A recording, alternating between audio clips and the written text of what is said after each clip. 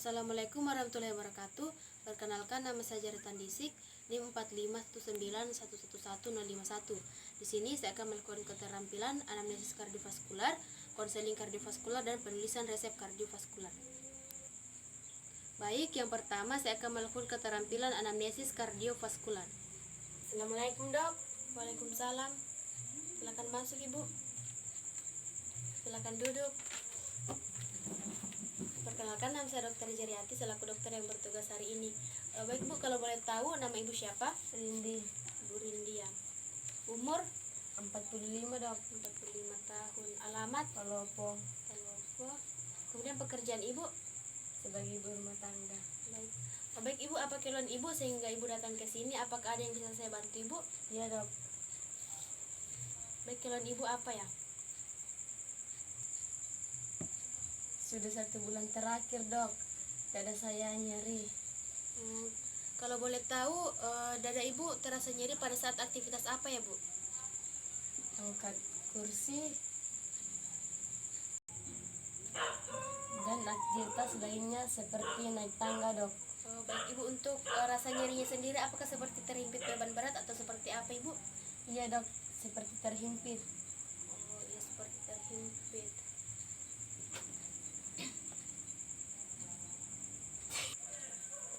Terus nyeri dada saya hilang ketika saya sedang beristirahat, Dok. Oh, ketika sedang beristirahat ya Bu, nyeri dadanya hilang. Iya, Dok.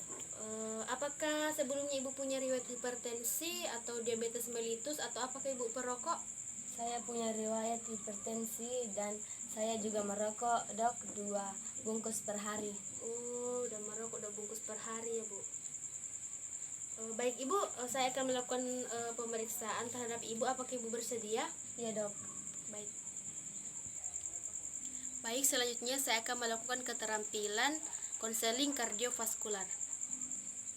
Baik Ibu, di sini dari pemeriksaan Ibu Rindi, pemeriksaan yang saya lakukan di sini Ibu, saya mendapatkan penyakit Ibu itu penyakit PJK atau penyakit jantung koroner. Nah, di sini saya akan melakukan konseling terhadap Ibu. Apakah Ibu bersedia? Iya, Dok. Baik Ibu, jadi saya jelaskan sedikit di sini mengenai penyakit jantung koroner. Jadi penyakit jantung koroner ini yaitu kondisi di mana pembuluh darah jantung arteri koronaria tersumbat oleh timbunan lemak atau penimbunan plak. Jadi hal ini yang menyebabkan menyebabkan arteri Ibu menyempit dan membatasi aliran darah menuju ke jantung. Jadi dapat berkisar dari tanpa gejala, bisa menimbulkan nyeri dada hingga serangan jantung. Nah, di sini Bu, untuk faktor PJK sendiri ini terbagi menjadi 2, yaitu tidak dapat diubah dan dapat diubah atau unmodifiable dan modifiable. Jadi di sini Ibu untuk yang tidak dapat diubah yaitu bisa berupa umur. Umurnya di sini di atas 45 tahun jika pria, dan wanita itu di atas 55 tahun. Nah, di sini berdasarkan jenis kelamin juga, kemudian riwayat penyakit jantung koroner dalam keluarga, kemudian riwayat penyakit kardiovaskuler.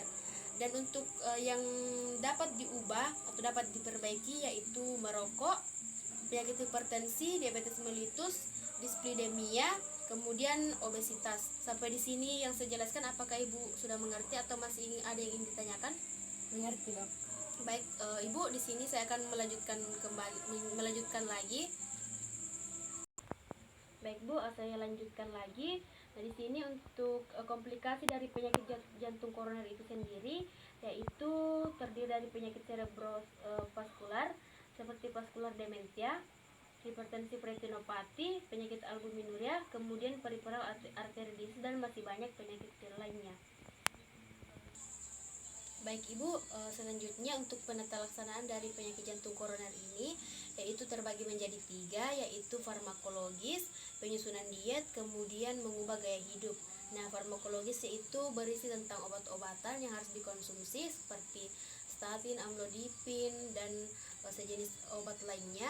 Kemudian untuk penyusunan diet, Ibu harus diet rendah garam untuk hipertensi, untuk apabila obes itu ibu harus diet rendah kalori. Apakah sampai di sini ibu mengerti? Ya dok. Baik, untuk mengubah gaya hidup, dan di sini ibu kan perokok, jadi mungkin ibu harus berhenti merokok, dan setiap harinya bisa rokoknya dikurangi dan bisa digantikan dengan permen kalau bisa ibu. Apakah sampai di sini ibu sudah mengerti atau masih ada yang ingin ditanyakan? Mengerti dok. Baik dok, baik ibu, terima kasih. Baik, selanjutnya saya akan melakukan keterampilan penulisan resep untuk hipertensi. Baik ibu, di sini saya sudah meresepkan obat untuk khususnya untuk obat hipertensi, yaitu di sini saya resepkan obat amlodipin dalam bentuk tablet, yaitu 5 mg. Nah, di sini ibu meminumnya 1 kali 1. Kemudian di sini bu, amlodipinnya itu untuk termasuk golongan obat keras. Jadi ibu untuk mengobati nyeri dada dan menurunkan tekanan darah tinggi.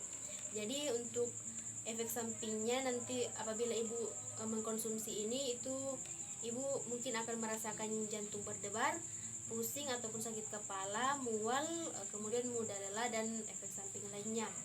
Sampai di sini bu, apakah ada yang ingin ditanyakan? Tidak dok. Baik, ini bu untuk resep obatnya. Masih dok. Sama-sama ibu.